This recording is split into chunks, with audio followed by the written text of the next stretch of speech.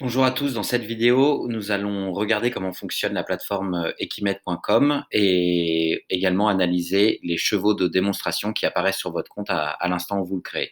Donc là, on est sur le tableau de bord principal où on va retrouver tous les derniers lots qui ont été faits, à chaque fois avec le nom du cheval qui se trouve ici. L'onglet d'à côté, mes entraînements, va correspondre au calendrier avec l'historique de tous les entraînements qui ont été effectués à chaque fois. On va avoir un onglet comparaison, mon écurie pour gérer ses chevaux, les propriétaires et les courses. Donc là, quand vous êtes sur le tableau de bord, vous avez les exemples des différents chevaux. Donc d'ici, vous pouvez accéder à la relecture de l'entraînement. Donc là, on va voir le cheval groupe 1 winner et analyser son entraînement. Donc on va retrouver tout en haut les données clés de l'entraînement avec les conditions. Donc on voit la date, la distance parcourue, la durée, la localisation, la météo. Ensuite, on va voir les données clés de l'entraînement qui se trouvent juste en dessous avec d'abord des données de vitesse. Donc on voit la vitesse maximale à 66,6 km/h, 10,89 secondes pour les meilleurs 200 mètres du travail, 34,06 secondes pour les meilleurs 600 mètres du travail. Donc là, rien qu'avec ces données de vitesse, on voit que c'est un galop très rapide. On voit que le cheval, sur les 200 mètres et les 600 mètres, est déjà plus rapide que beaucoup de courses. Donc ça nous permet vraiment d'être certain que le cheval a de vraies aptitudes de vitesse. Juste en dessous, on a les données de fréquence cardiaque, avec la fréquence cardiaque maximale relevée pendant l'effort, le niveau de stabilisation de la fréquence cardiaque juste après l'effort principal à 101 battements par minute ici, donc ce qui est vraiment très bien, hein, on voit, ça descend en dessous de 120 battements par minute immédiatement après l'effort, donc c'est vraiment un très bon niveau de fitness, et également le niveau de fréquence cardiaque 15 minutes après l'effort principal à 87 battements par minute, donc après un tel exercice, on voit ici que le cheval a complètement récupéré. Donc on peut être certain qu'il a et les aptitudes physiques et la condition physiologique pour courir dans une bonne condition. Ensuite, les deux données du côté ici vont être les paramètres de locomotion avec 7,8 mètres pour la taille maximale des foulées et 2,36 foulées par seconde quand le cheval est à pleine vitesse. Donc ces données-là, elles vont être très importantes pour venir objectiver le processus d'accélération du cheval. Très clairement, plus le cheval va avoir une cadence élevée, donc c'est très mécanique, moins il va avoir besoin de temps pour atteindre sa vitesse de pointe, plus il va avoir une cadence basse, plus il va avoir besoin d'une grande distance pour se lancer et donc aimer naturellement les plus longues distances. En dessous, on va avoir la map de l'entraînement. Et avec la map de l'entraînement, avec la petite barre rouge ici, on peut se déplacer et donc on peut venir relire une partie spécifique de l'exercice. Donc là, par exemple, j'appuie sur play et on va retrouver le petit point qui va bouger ici. On va revoir les données qui bougent et ça va nous permettre de voir exactement qu'est-ce qui se passe à quel moment. Vous voyez sur les graphiques le petit point qui bouge également. Et donc on va pouvoir voir exactement où vient intervenir le pic de vitesse, à quel moment du travail, etc. En dessous, nous allons avoir quatre graphiques. Le graphique de vitesse, fréquence cardiaque, amplitude et cadence uniquement pour le trot et le galop. Donc là, on va venir voir le niveau de fréquence cardiaque quand le cheval sort du box.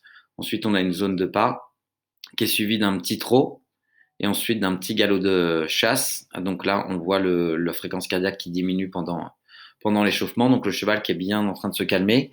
Cette zone de fréquence cardiaque, elle va vraiment être très intéressante puisque une fois qu'on a plusieurs entraînements d'enregistrer avec un même cheval, on connaît son niveau de fréquence cardiaque pendant le galop d'échauffement par exemple. Et donc s'il est autour de 100 battements par minute, comme c'est le cas ici habituellement, et qu'un jour on le voit monter à 140, 160 battements par minute, ça va probablement être un signe précurseur de pathologie ou une douleur que le cheval est en train de ressentir ou un signe de stress important également. Ensuite, là, on va pouvoir suivre la fréquence cardiaque pendant le travail avec la courbe de vitesse. Donc là, on voit qu'on est sur un vrai galop en progression, hein. Et donc ensuite, on va venir voir ici la première stabilisation de la fréquence cardiaque qui vient, donc vous voyez, hein, en dessous de 100 battements par minute. Et ensuite, on va regarder, on va s'assurer que la fréquence cardiaque continue de diminuer pendant l'effort.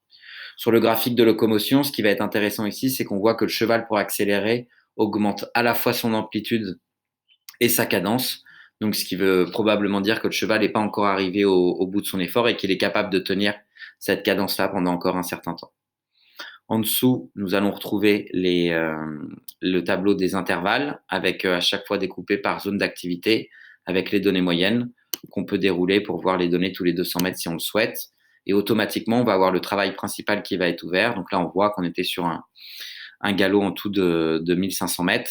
Et donc, on va retrouver les données tous les 200 mètres. Donc là, on voit bien 15, 5, 13, 3, 12 secondes 4, 11 secondes 5, 10 secondes 9, 11 secondes 7. Et là, on a les 200 derniers mètres de décélération. Ensuite, on va avoir la vitesse moyenne, la fréquence cardiaque moyenne. Donc là, vous voyez, dès que le cheval commence à décélérer, on voit la fréquence cardiaque qui diminue en même temps. L'altimétrie du terrain pour vraiment comprendre l'effort du cheval, amplitude moyenne et cadence moyenne. Donc d'ici, vous pouvez également, donc là on vient de faire la relecture de l'entraînement, d'ici vous pouvez également entrer dans le profil du cheval et on va pouvoir observer l'évolution des données au fil du temps. Donc on va voir l'évolution de la vitesse, de la fréquence cardiaque, de la qualité de la récupération, etc. Ensuite, si je reviens dans le tableau de bord, il y a un autre onglet qui est intéressant à aller regarder, c'est comparer les entraînements du jour. Et donc là, on va avoir une façon très visuelle de comparer les entraînements avec toutes les données clés et le nom du cheval qu'on voit ici qui vont venir se retrouver en superposant, donc de façon très visuelle. On voit directement les différences de locomotion, les différences de fitness, etc. Ensuite, comme je vous ai expliqué, on va pouvoir regarder différents chevaux. Donc, on va avoir la vidéo d'un futur performeur ici, la relecture de l'entraînement d'un futur performeur. Donc, on va retrouver toutes les données clés. Donc là, on n'a même pas besoin d'aller regarder l'entraînement en entier. On voit que ça s'est déroulé au même endroit que le cheval de groupe 1. Celui-ci, c'est un 2 ans qui a jamais couru. On voit directement qu'il montre de très belles aptitudes de vitesse avec une vraie pointe de vitesse et une tenue également puisqu'il fait les 600 mètres en moins de 35 secondes, donc ce qui est vraiment très positif. La seule différence et la grosse différence avec le cheval précédent, ça va être le niveau de fitness. Quand l'autre cheval stabilisait sa fréquence cardiaque sous les 100 battements par minute, celui-ci est à 135 et pareil 123 après 15 minutes de récupération alors que l'autre cheval était aux alentours de 80.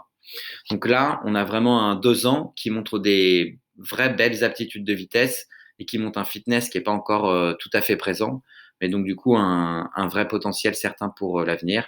Et là, on voit des paramètres de locomotion qui sont similaires au cheval précédent.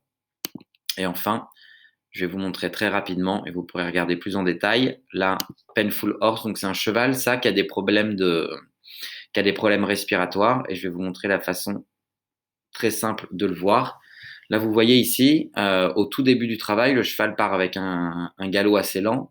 Et donc, quand il est à 35 km/h ou à 30 km/h, il est déjà à 203 battements par minute. Donc, ce qui est vraiment anormal parce qu'il est au même niveau de fréquence cardiaque quasiment que quand il est autour de 60 km/h. Donc là, on va vraiment voir que le cheval a une douleur dès qu'il commence à galoper, dès qu'il commence à partir sur le travail.